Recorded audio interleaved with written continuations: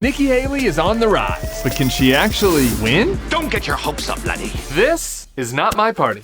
Brought to you by The Bulwark. The political buzz this week is all Nikki, Nikki, Nikki. On Tuesday, the Koch network announced they're endorsing her campaign and promised to put in big money to boost her prospects. Big money, very big money. And on cable news and in political pundit circles, there is a sense that Nikki is surging in the Republican primary. This is a big deal for not just Nikki Haley, but the entire Republican field. She has been the only candidate that has been on an upward trajectory. Nikki Haley could truly be a threat. And there's some element of truth to the hype. If you go to the polls, you can see her progress. Haley is the red line moving up, while DeSantis is the green line going the other direction. This is true in the national average and in the early states of Iowa and New Hampshire. Hey, not bad. That's all nice and good, but there's one tiny little problem. The purple line, all the way up there. Donald Trump. And now Trump has started to give Haley his weirdly effective nickname treatment. He's donned her Bird Brain Does anybody know who Bird Brain is? That name is sort of stuck. and says she is a pro-China, globalist, open borders candidate. Those opposed say, I hate America. But before we get to how Haley could slay this ultimate foe, let's take a look at how she would advance through the first few levels. As it stands today, Nikki is well on her way to consolidating the more traditional GOP voters. They make up somewhere between 20 and 35% of the party, depending on the state. So the first step is to do well enough with that group to beat DeSantis in Iowa, where right now they're polling neck and neck. If she beat him,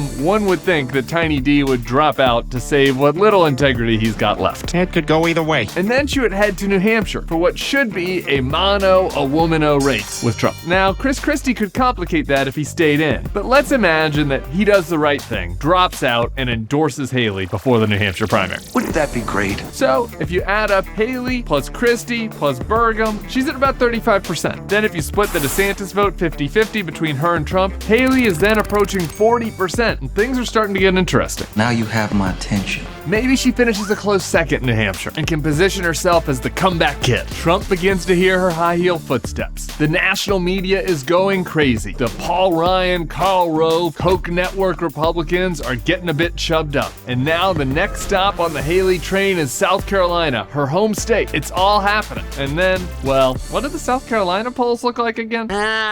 Damn it. Here's where the Haley train could grind to a halt. The Palmetto State might be her birthplace, but these days, it's Trump country. And her campaign couldn't survive losing the state where she was governor. Not a good look. In 2016, the establishment candidates pulled out all the stops to derail Trump in South Carolina. Nikki and Tim Scott endorsed Marco. My candidate, Jeb, brought his brother out of retirement for a huge rally. Trump still won handily. It's really depressing. And here's the fundamental problem for Haley. Trump's critique of her, the policy one, not the name-calling BS, has an element of truth. She is more of a globalist. She does have a more positive view towards immigration. She did take down the Confederate flag at the South Carolina State House. Those are all the reasons I prefer and think it would be amazing if she would upset Trump. It would be nice. It's just hard to see how she gets over the top with the voters in South Carolina that want all the cruelty, all the bigotry, all the nationalist policies that Trump has put on the MAGA menu. God bless America and no place else. And so far, her kind of limp attacks on Trump have fallen flat with these voters. Chaos follows Trump. That's the way I like it. In short, if you live in an early primary state and are attracted to the Haley campaign, go out and help her. It's worth a shot. So you're telling me there's a chance? But as I see it, the Haley hype is mostly pundits and donors hoping today's Republican Party turns out to be something that it's just not.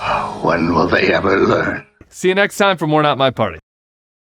For more episodes of Not My Party, smash that subscribe button. And scan right here to subscribe on Snapchat, where you can get the episodes first and all the Not My Party content you desire.